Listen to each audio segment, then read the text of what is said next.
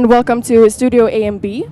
I'm sitting here with Damon from Black Star Riders, which is a hard rock band from the USA. And he's here today with his band to perform at Sweden Rock Festival later tonight. So how are you? I'm doing very well, thank you. Oh, I'm glad to hear that. And you've been in the music industry for quite a while, as I understand it.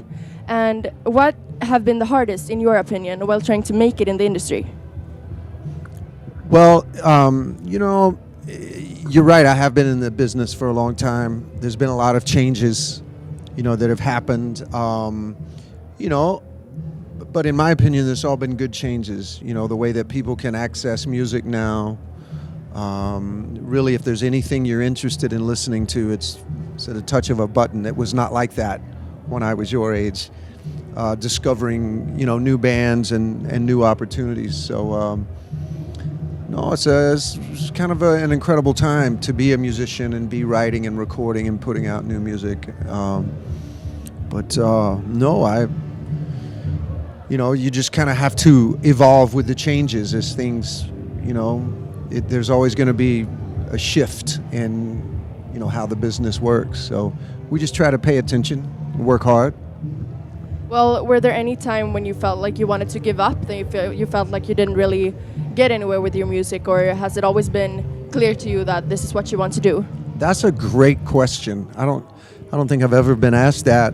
To tell you the truth, I can't remember a time that I really thought, of doing something else. I had my own band back in the 90s that I fronted and sang and played wrote all the songs. And we had a good run for 5 or 6 years. But when that band broke up, I did think for a minute, like, okay, well, that was my shot. I had fun. I had some great experiences, made some new friends. Maybe I'll go back to school, that kind of thing. But it was not long after that, it's when I started playing guitar for Alice Cooper, and that led to some other things. So I didn't really think about quitting music, but maybe music and school.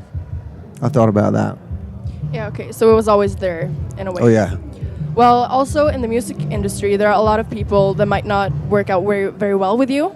But would you consider a rude or disrespectful person worth working with just because he or she is good at what they do? I wouldn't. And I can answer that question from experience. I've seen that a lot, It's really a shame when you see someone that is gifted, very talented. They may be a great singer or a great musician, but they have, not just an attitude problem. It's almost like they have a problem working with other people. That's what I tell my kids all the time. Do something, find a job doing something you love, but you got to find a way to be able to work with other people. This is a tough business because you're always traveling, you're always in dressing rooms together or buses together or airports, studios. To be able to laugh, to have a good interaction, to have a good connection as friends, I think it really informs the music as well. I think maybe there are bands that can work in those conditions, and it's okay. It's not that way with us and Black Star Riders. We're all friends, almost like family, So it would be hard if there was someone in the band that was very difficult to get along with. I don't think we would want to continue to have them involved. Well, in a situation like that, for example, if you're a young musician trying to get into the business, what do you think would be the best thing to do in a situation where someone above you is being rude or disrespectful and you're not really getting anything out of it? Well, I guess in a way it's like any other job. If there's someone above you as far as their status in the band or in the business, it's not necessarily that you have to do everything you're told, but I don't know. I always kind of learn from people like that. I would observe them and be like, okay, you just know that the situation will change at some point. So when you do make a move to the next thing, you go, I'm not going to be like that. I'm not going to treat other people that way. It's not always easy. We all find ourselves in work jobs or working conditions where it's not ideal. That's where the test of character comes in. It can be tough. Well, so have you ever said no to an offer because the person behind it didn't seem trustworthy or was rude, for example? I'm sorry, I didn't hear your question. Have I ever said no to an offer of some kind because the person behind it was not what you wanted? Most definitely.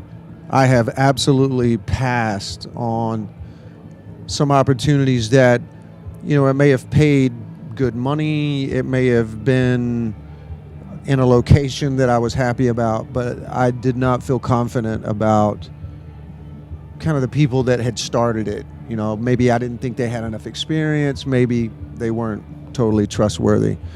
Look, you don't want to go into the music business afraid. You have to sometimes take a chance. You have to kind of step into the situation and see what you can make of it. But you definitely want to pay attention. You want to ask. Sometimes you need to ask the hard questions and get as much information as you can, just like any other job. Yeah. So finally, we have a question that we ask every band that we interview, and that is, do you have any inspirational words to all the young musicians trying to break into the industry? I do. I got this advice early in my career, and I've never forgotten it. The music business is a challenge. And what you want to try and do is stay kind of even. Don't get too high when it's great, and don't get too low when it's bad. Just try to stay even. I know that's been a big help for me. That's why I've been able to have a 20-year plus career. And